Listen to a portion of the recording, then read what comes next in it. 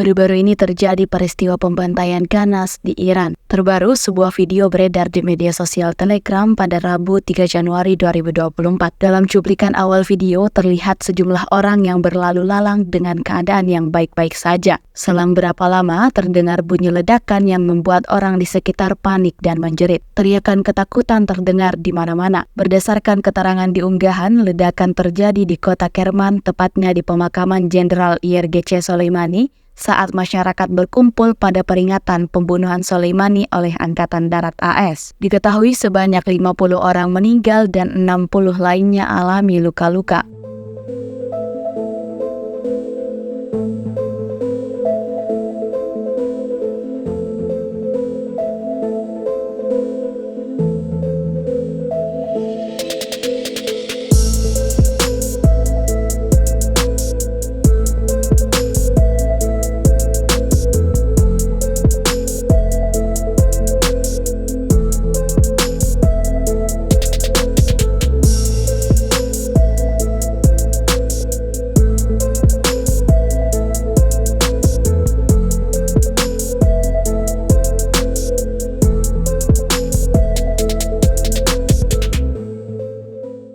Download Tribun X sekarang, menghadirkan lokal menjadi Indonesia.